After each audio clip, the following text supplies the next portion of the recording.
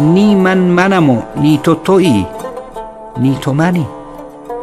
هم من منم و هم تو تویی، هم تو منی. من با تو چنانم ای نگار ختنی، کاندر غلطم که من تو ام یا تو منی.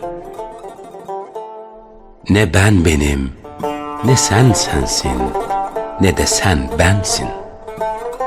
Hem ben benim, hem sen sensin, hem sen bensin. Ey hotenli güzel, seninle öyle bir haldeyim ki bilemedim, ben mi senim yoksa sen mi bensin? ای نسخه نامه الهی که تویی، وی آینه جمال شاهی که تویی.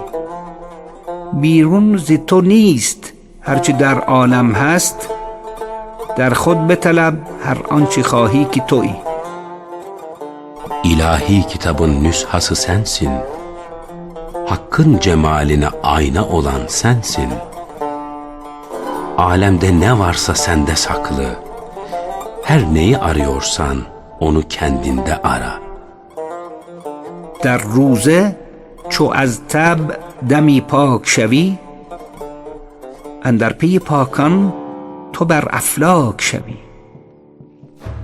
از سوزش روزه نور گردی تو چو شمع، و ظلمت لقمه لقمه خاک شوی.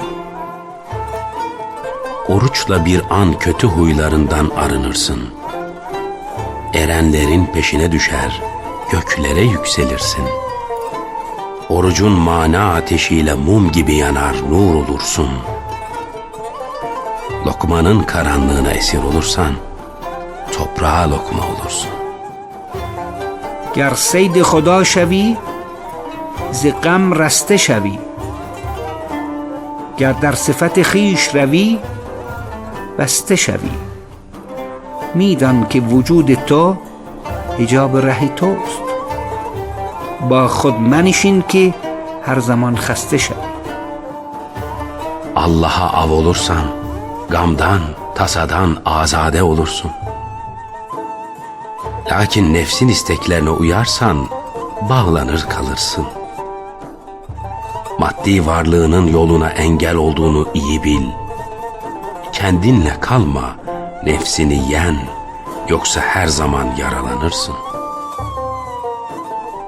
رفتم به طبیب و گفتم ای بینایی، افتاده عشق را چی می فرمایی؟ ترک صفت و محو وجودم فرمود، یعنی که ز هر چه هست بیرون آی. Hekime gidip dedim ki, ey hakikati gören, aşka düşen ne yapsın? Bir ilaç versen. Dedi, benliğini yok et, huylarını terk et. Gel neyin varsa hepsinden vazgeç. گر در یمنی چی با منی پیش منی،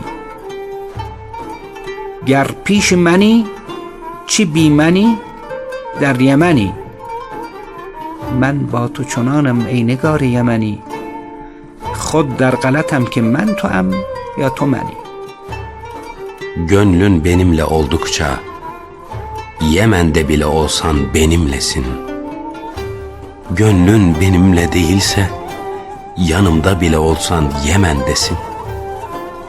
Ey Yemenli sevgili, ben seninle öyle garip bir haldeyim ki, bilemedim ben sen miyim yoksa sen ben misin?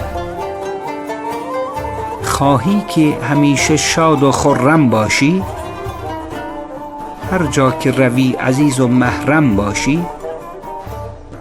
پاکیزه شو و راست بزی علم آموز، تا تاج نبیرگان آدم باشی.